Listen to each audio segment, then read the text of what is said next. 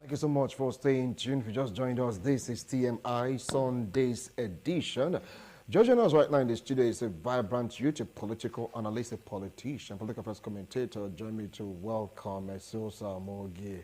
Welcome to TMI Sunday's edition. Esosa Morgie, thank you very much for having Thank you for that correction. And let me use this opportunity to send my condolences to you on the demise of your loved one. Wow, thank you. I pray that God Almighty will strengthen you and pull you through these hard times. I say a big amen to that. I say a big Good morning, viewers at home. Thank you for having me in your house. And it's been a while since I have you on set. It's been a long time. It's like, I'm busy, but you made our time today. All right. We'll say how Barrister Justin, all right, with us here in the studio. Now, do you believe that Mr. President is making the right call? Someone said Mr. President is making the right call because in 2 weeks, he has done 5 major things that the previous administrations couldn't do. Someone saying for you to make Nigeria better, you have to step on toes. Right now, some people say that he's stepping on necks. Take it up from that. Well, why it is too early to assess the success or failure of a government in 2 weeks, I want to say that President BOLA TINUBU has started very well. Within the 2 weeks in office, he has met with the head of security chiefs. That shows that he has security at heart, because security has been a major problem in this country, especially under President Muhammadu Buhari. Also, the economic policies that is coming up with, especially with the sacking of Emefiele, shows that he wants to deal with some crunch economic issues. In my opinion, Emefiele was a disaster. You know, under his watch, people died. Well, some may not agree to that term, disaster he used. Some may be of the opinion that at least it came out well for them. You understand? One man's meal, they say, is another man's poison. So please, let's not generalize it. It was a disaster. Yeah. Well, please. I don't know how many those people that will support the policies of Emefiele, especially the cashless policy. I don't know if they were living in Nigeria. For those of us that were in Nigeria, that were on ground, businesses suffered. People literally died. You know, in civilized crime, if it's just one person that was affected negatively by your policies, I think now the honorable thing to do is for you to resign. Unfortunately, he sat down, sits tight in office. That is the Nigerian syndrome, until he was suspended. I don't see Emefiele coming back. Going back to President BOLA TINUBU, he has met with traditional rulers. These are key components of our society. They have a role to play, one way or the other, you know, and he has appointed Femi Gbajabiamila as his chief of staff. Femi Gbajabiamila was the former Speaker of the House of Representatives. He has appointed George Akume as his secretary to the federal government. And so far, so good. I think he has started well. He made a pronouncement on the day of his inauguration. And a 3-letter sentence, I suppose, subsidy is gone. And that statement alone reverberated across the entire strata of the Nigeria economy. What that brought to the fore is this. Leaders that are occupying sensitive positions should actually be very careful, be selective with what they do and what they say, because it could have reverberating effects on so many lives. President BOLA TINUBU was not the person that removed subsidy, actually, from his statement. He just said that what is meeting on ground is subsidy is no longer there, you know, because it's not provided for in the budget, you know. At the end of the day, he also shows that he himself is not going to continue with the subsidy regime. For those that have been in this country, it has been what successive governments have been trying to do, you know. So virtually all the major and leading politicians in the last presidential election campaigned on subsidy removal, and Nigerians voted for them overwhelmingly. President BOLA TINUBU, the virtual winner, former Vice President Atiku Abubakar, the runner-up, and then His Excellency former Governor Peter Obi that came third. All of them campaigned on subsidy removal, and Nigerians voted overwhelmingly for them. That shows that majority of Nigerians are in agreement that subsidy should be removed. How we were going to do it, I think, has always been the problem. So far, so good. I would say that President Bola Ahmed Tinubu has started well, although it is still too early to judge. Although it is still too early to judge. Now that we are par, because give you time to really express yourself, just to catch up with what has been saying all this while, complete constructs from what he talked about, subsidy removal, about the sufferings of the people on the ground to cushion the effect of subsidy. He has made his point, you've made yours. Now let's delve into what President Bola Ahmed Tinubu did in the power sector.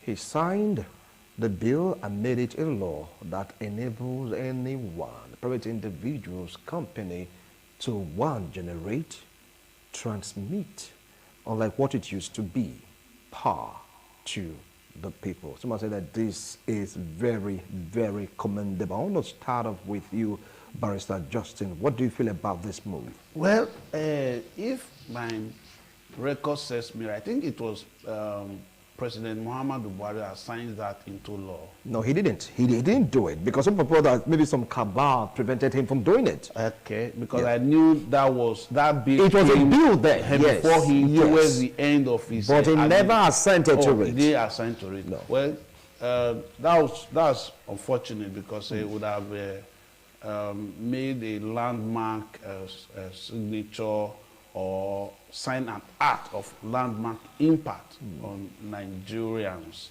and Nigeria as a country.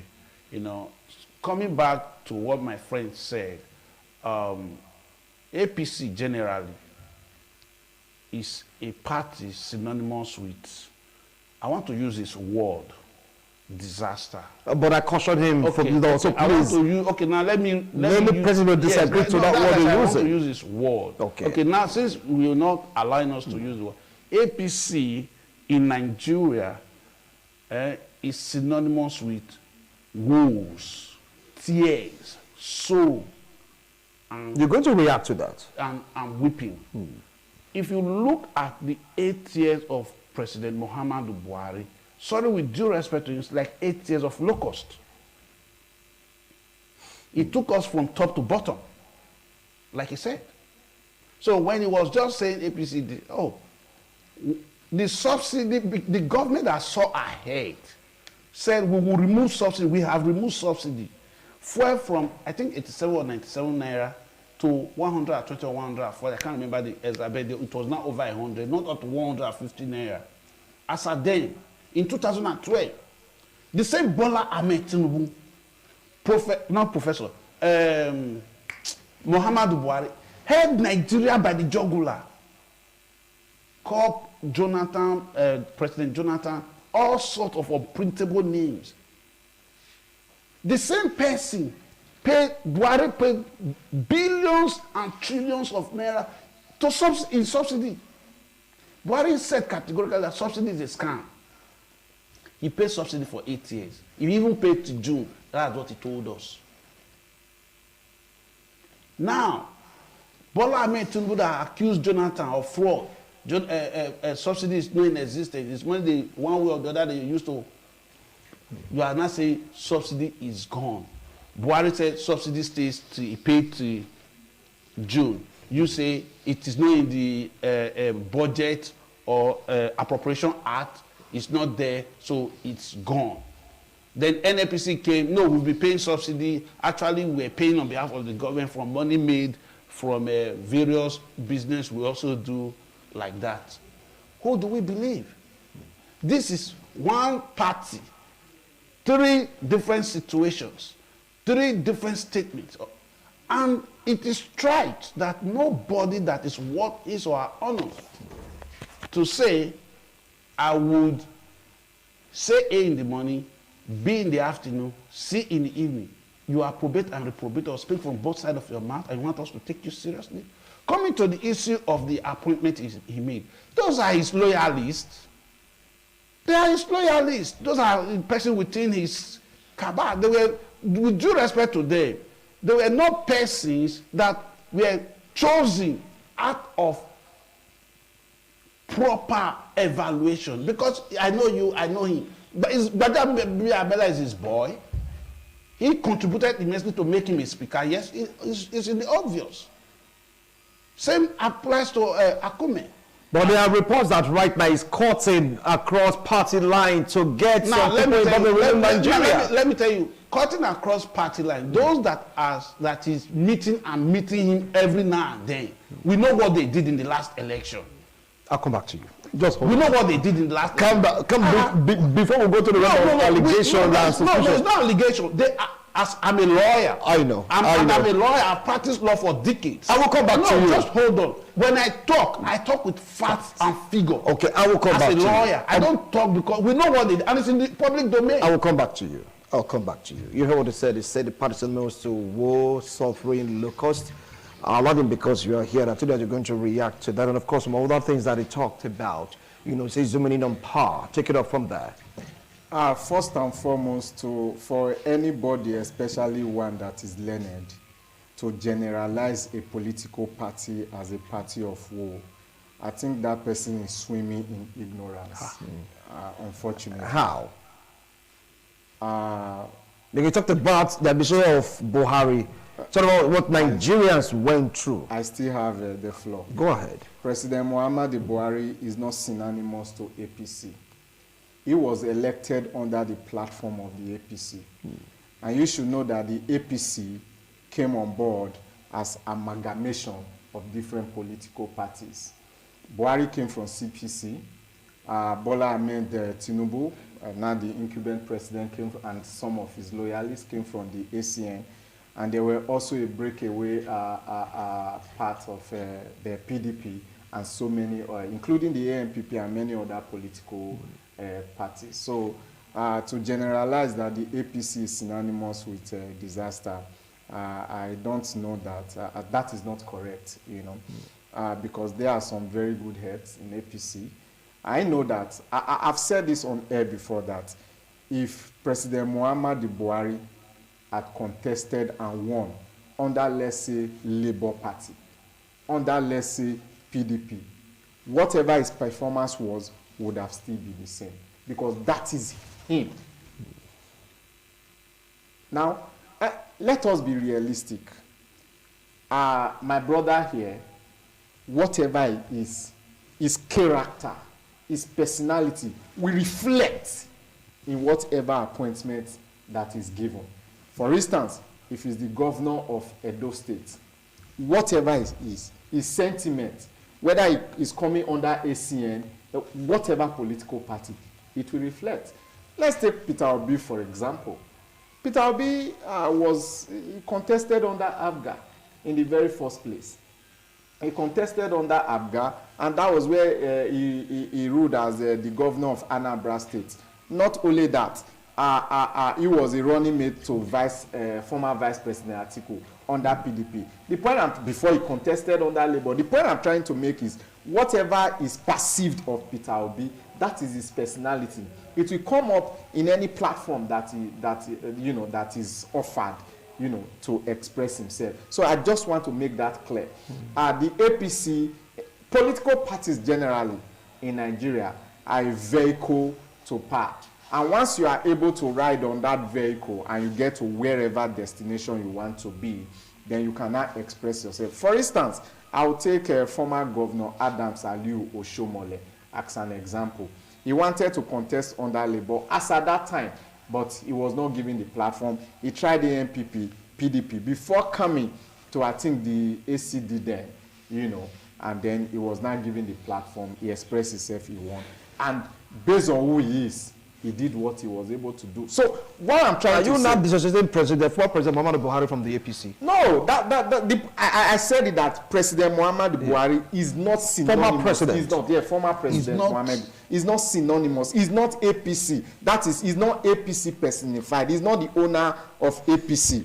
You get what I'm saying? There are other characters in APC. For example, I am in APC. I don't deny that. But I don't think I share any similar trait with President Muhammadu Buhari.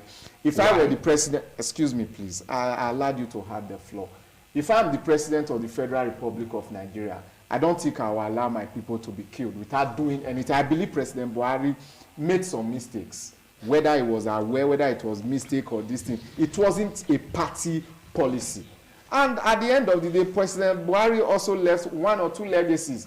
To his credit, he was the person that signed the last electoral law, you know, I mean, signed the Electoral Act into law. At least the introduction of the BOLA was very germane, and it has helped in our election. Then, I want to also say this on his appointment. My brother alleged that President Bola Tinubu is appointing his cabal, according to him. Well, I don't know if he has had any opportunity to hold any sensitive position. I'm wondering if you are going to appoint your enemies that will sabotage you and bring that people that are not on the same page with you in terms of the policy that you want to drive. You know, I think any leader, if I have any opportunity to occupy a sensitive position today, it will not be a bad idea if I say, Wilson Marshall, we've had some relationship. Can you be my media personnel or what have you? Than to go and pick an XYZ that I don't know or I don't have a relationship with. You know, so it is not a crime if somebody that you have had relationship with over the years, you have tested him and you can trust him that this person can deliver on this mandate. I think it's not a crime. All right. Right now, he met also traditional rulers to discuss the current security situation in the country. Barrister, is that not another smooth move? Well, before I proceed on that, or before I press the throttle, I want to say this before I continue to my friend, Mr. Omoregbe. Am I right? Omoregbe. Omoregbe, you know. Please let us use some words that is decent. Let me use that word. When we address or refer to our use of language that's swimming in ignorance, I take serious exception to that. All right. So you just, all right, you don't apologize for it because... Now, if I've used any words that may have been offensive to you, I think I want to apologize to that. All right. So that, excuse me, it's not in my character to try to demean anyone. Thank you. But it's simply because of the language. That is enough. You've apologized. It's okay. You know, calling it's okay. You've apologized. Yes, I said apologize. But so please continue. Take some of his words back. That yes, he did. He disaster. He did. He now used "woe." What's the difference? And you now reacted to it. You said it's not true. I mean, you said it's not true. So please. Let's not continue. Let's not get personal. Exactly. We are discussing, please. Let's not get personal. We are talking about the party, not the person. I didn't talk to your person. I talked about the party. All right. See, now coming back to the security situation, not traditional rulers. That's another strong move. See now, Mr. Wilson. Yes, he made traditional. It's a good move. Let me agree. It's a good move. He made the traditional rulers to discuss things with him. It's good. You meet them. You understand? But now I want to be very correct. My friend said Buhari signed BOLA or Electoral Act into law. And what was the other one you mentioned? When you look at that Electoral Act, Buhari was selfish, with due respect to him. Yes. That BOLA, that Electoral Act ought to have been signed before 2019. But he signed it after all. Hold on now. Why did he not sign it when he was going to contest? And that is what your candidate is using right now in court. Hold on now, Mr. Wilson. All right. The person that brought the electoral reform into being is President Goodluck Jonathan. He brought the card readers. We started with the TVC, now the PVC. Then in 2018, 2019, we said, okay, let us use the electronic transmission method. But Dr. Bukola Saraki, APC Senate President, presented that bill 3 times. 3 times to President Buhari.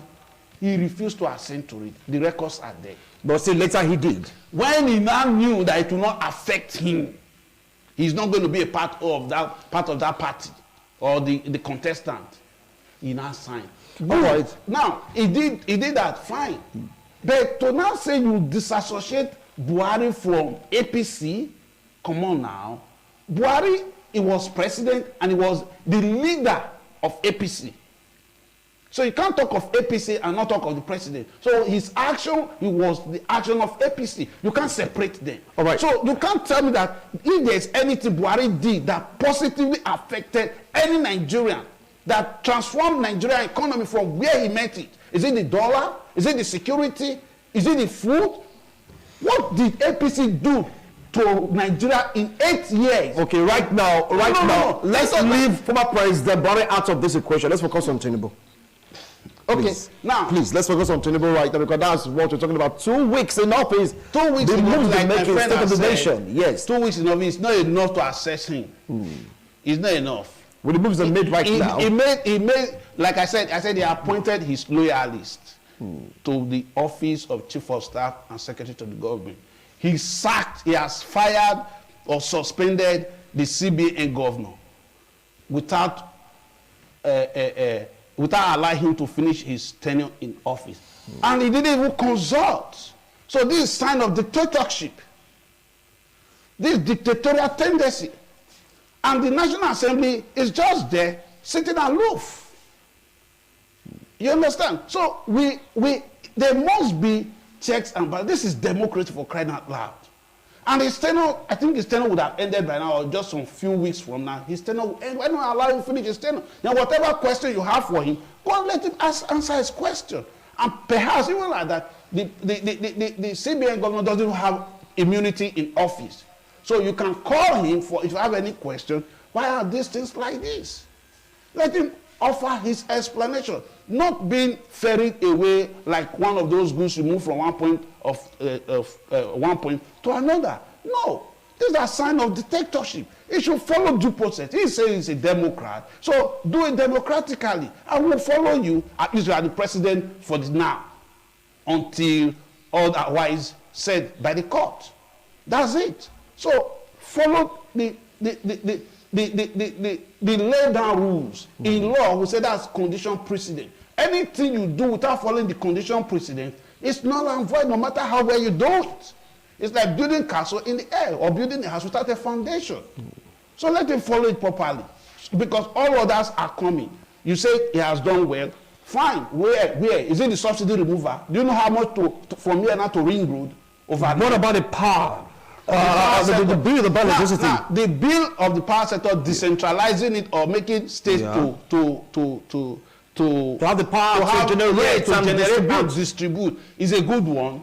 Is a good one. You know, at least that will not remove the monopoly of these either the transmission company or the distribution companies that, oh, if they don't like your face and your house is in this area, they'll turn it off. It's open up the system. That's a fantastic one. Yes, it opens up the system. It brings in competitions. You understand what I'm saying? And the best, it brings out the best in the competitors. So that if you don't do well, they won't patronize you. Okay. Yes. All right. Can you go take a step further? No, he said for the power bill, talking about electricity bill right now, it's a good one, because talk about anyone with requisite skills that has interest in it can generate, can transmit, and distribute. But for Emefiele, he said the president is turning into a dictator. That is dictatorial. Take it up from there. Those 2 points he raised. All right.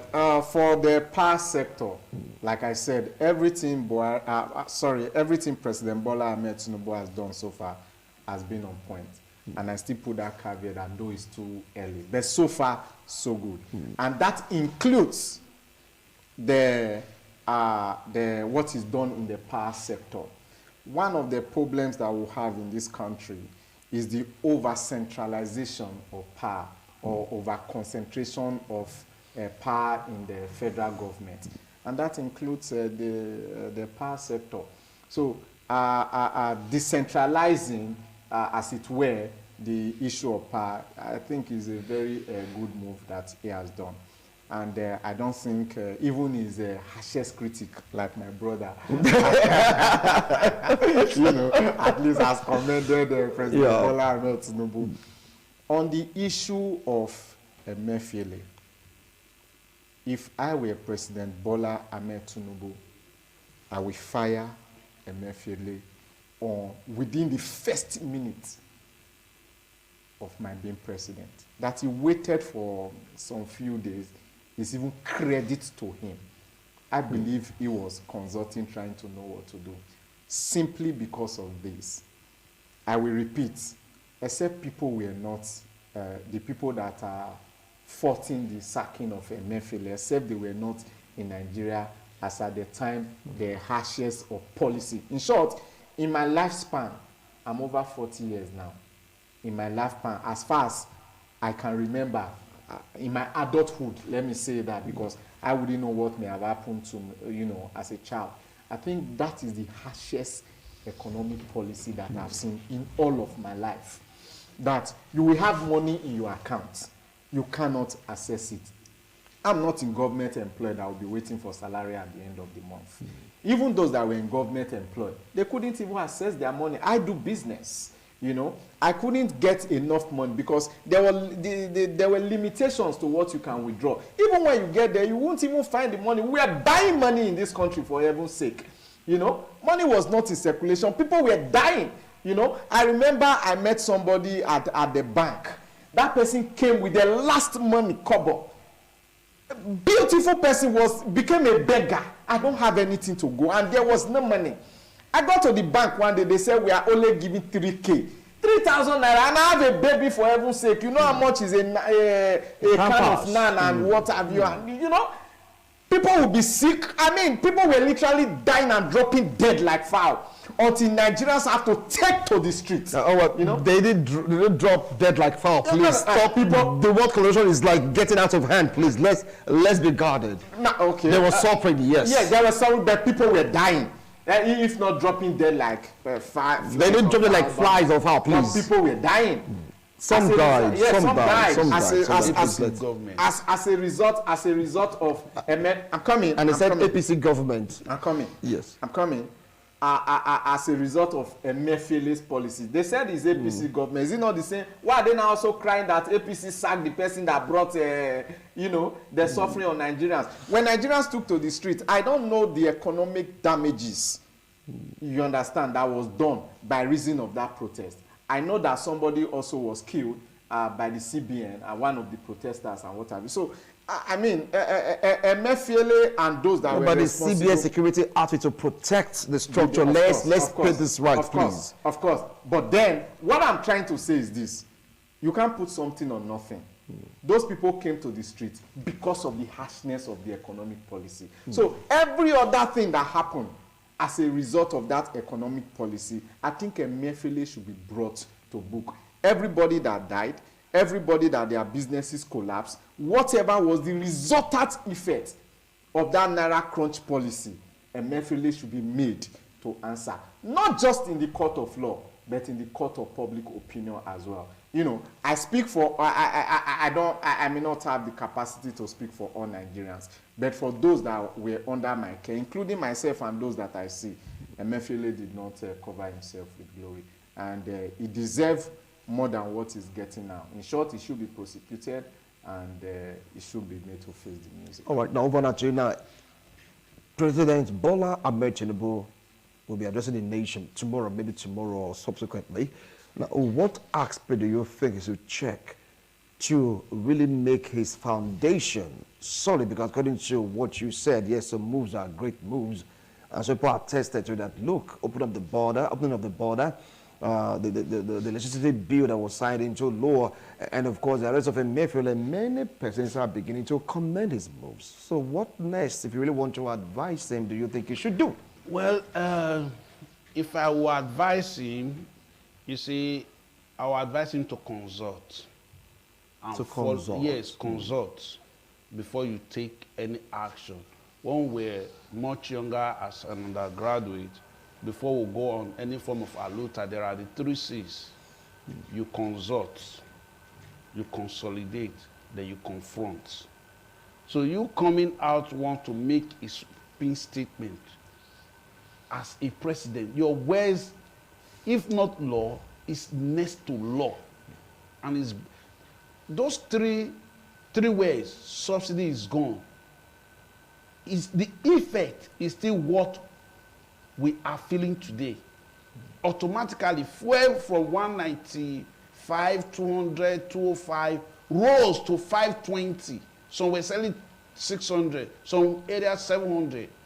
But in my area now, I think I got 515. You understand? That is how. So you should also be guided.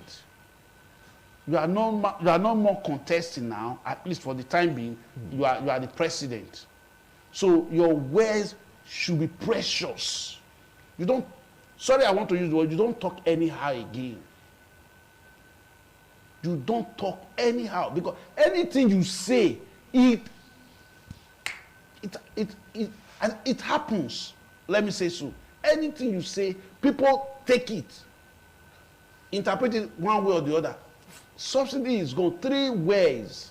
We are still content, so it should guide his ways. With due respect, he should not be porous with his mouth. He should think before he talk. He should consult more. You don't know it or no man is an island. Consult more. They've given you the leeway to appoint SC. Consult with them. Ask them how this thing is before you make any policy. Then tomorrow's speech, if anything good will come out of it, maybe you should tell us the palliative, since he already removed subsidy. Tell us how much he has gotten from the number of days subsidy has been removed. Then tell us the palliative. Then workers' well-being. Salary now is just fuel tank. You may never buy full tank. It depends on the size of the car you drive. Some minimum wage cannot buy full tank in some cars. 30K. Apart from Edo State that is paying above 30K. So you use your money to buy fuel. What are you going to eat? Pay your electricity bills. Feed your family. And make other investments, as the case may be. So we want to hear cushioning words from the president, not harsh words. Not harsh words. Yeah, like he did when he was just being inaugurated. All right, now I want to go for a break. When we return, we'll continue with this discussion. Don't go away. We'll be right back. What next from Mr. President? Because we're talking about these moves. But after these moves, what next? Do stay tuned.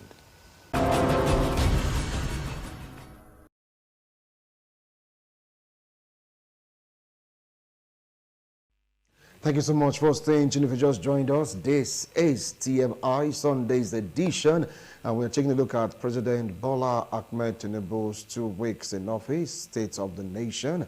We're taking a look at some of his moves that so many persons are commending, while others are saying, come on, this is just the beginning for the sack of William Emefiele. That has political undertone. It was being autocratic and all that, authoritarian, so to speak. But some are saying it's long overdue. And the removal of fuel subsidy, some are saying yes, the welcome development, others are saying no, no cushioning effect on the ground to help Nigerians absorb the pains, no palliatives. All right, 12 my guests agree to the fact that the bill that was passed into law about electricity, that is a welcome development. And we're talking about what next should we be expecting from our President Bola Ahmed Tinubu. Justin, or a legal practitioner, said he should consult more. He shouldn't talk at random because his words right now is law. And of course, he puts Nigeria first, right? Anyway, let's see if he shares his own thoughts and opinion in what he just said. We talk about expectations from Mr. President, knowing fully well that tomorrow, by God's grace, he's going to be addressing the nation. I very much agree with my brother. For the first time, you guys are agreeing on set. For the first time on set, you are agreeing. Wow. That I said it here before that as a leader, you should be very, very careful with your words. Robert Greene, in his very famous book, The 48 Laws of Power, said in one of the laws that power does not accrue unto those who squander their treasures or resources of words. So leaders are supposed to be very, very careful with their words, because their words can set a nation ablaze and their words can also calm a nation. So I very much agree with that. I also agree with the fact that a leader should also consult before taking decisions that will affect the generality of the nation. That's also very, very germane. But I want to add that I believe and I'm convinced that President Bola Ahmed Tinubu is skilled in the art of consultation. Simply because I've been into electoral contest, so I know what it is to contest councillorship. Ordinary councillorship, the amount of consultation and begging that you will do we see. Not to talk of becoming a president. He's been governor twice. He did a lot of consultation. So I believe he's very well skilled in the art. And I don't think he will jettison that art if he wants to succeed. And all that he has done so far suggests that he's doing a lot of consultation. For instance, he has met with members-elect, National Assembly members. He wants to have a very good rapport with them. He met with security chiefs. That's consultation, wanting to know one or two things. He met with traditional rulers. So I believe that that advice is good. Is good. President Bola Ahmed Tinubu is already doing that. But what should we expect? President Bola Ahmed Tinubu campaigned on the slogan of renewed hope. I want hope in his speeches, in his statements, in his policies, even in his address to the nation tomorrow. Nigerians will want to see that hope. All his words, all that he will be saying, should be about hope.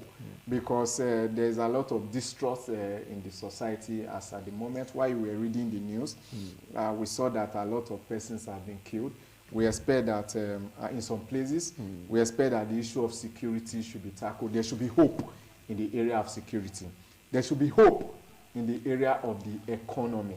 I like the fact that he's already meeting with TUC, NLC, you know, all of the labor unions. He's already meeting with them, reaching out to people. In short, all he should do is to give Nigerians hope.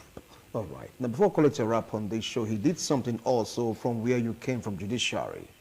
Normalizing retirement age to 70 years. I mean, is that not laudable? Well, before I'll come to that issue of the signing into law of that amended the constitution of and extended the retirement age, I want the president in his speech tomorrow to tell us how he will fix Benin Auchi Road or Benin Ekpoma Auchi Road. Yes, he will tell us how he will fix Benin Agbo Road. He will tell us how he will fix Benin Saple Road. Edo State, even the Benin Lagos Road now, yes. I think before Okada there. So Edo State is central to the north, south, east, and west. So our roads should not be like ordinary ground. Like, have you traveled to Benin Auchi Road recently? It's bare ground. I want to show Tokekan. Sorry. Yes. Ordinary ground. Yes. Yes. It shouldn't be in the 21st century, digital age. Come on now. APC government, from Mohamed Buhari to Tinubu, something should be done there. If he's serious, he should take our infrastructures seriously. Nothing on ground. Transport, zero. Economy, red.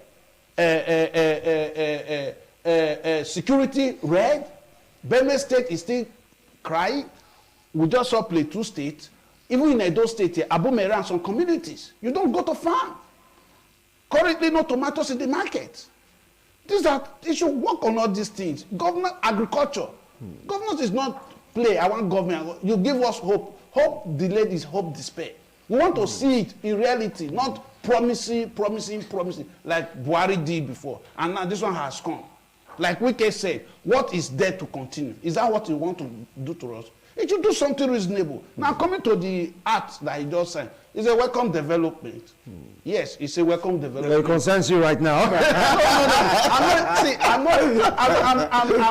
You're in that field. No, I still have my view that he may not have been the one. I'll have to check because I know Buhari signed some act into law before he left, and I'm sure that was one of them. That you are saying Bola Ahmed Tinubu signed it. I have my doubt. But let's give him the benefit of the doubt that he signed because it's APC to APC. It's a welcome door. It means our experienced hands on the bench will not just go like that. So they'll still work and serve us. They'll still work and serve us till 70. It's good. Then he said it was consulting with TLC, NLC, and all those stuff. My dear, it's like putting the cart before the horse. You've done the deal, you remove subsidy before you start consulting. And when they were going to cry, you went to obtain an injunction. That's not how a leader should be now. Come on, if he doesn't, nobody is an island, and he said he wants to go across board to get people or knowledge or consult, fine. If you come to us, our Labour Party, we will oblige. If you meet Peter Obi, you're going political. We can. You're going political already. Political. See, right. We are Nigerians now. What we have in abundance in Labour Party, we should oblige him. Thank you. Give it to him. Thank you so much, So that the government gentlemen. will have a human face. We have so much to say on this particular issue, but you've spoken at length. Many said the moves are commendable. 2 weeks, we are still watching. Let's see if it's going to be really renewed hope. Some say hope it's not going to be like the change we saw. Since it is renewed hope, Nigerians' hope is being renewed right now. Let's get to hear what Mr. President will say tomorrow in his national speech. Hope is going to be goodies for Nigerians. Once more, gentlemen, thank you so much for coming on today's show. I appreciate a wonderful analysis. APC, LP, PDP, Zion, whatever party you belong to, we are all in this together. We go nowhere. Anyway, see you next week. God willing. Bye for now.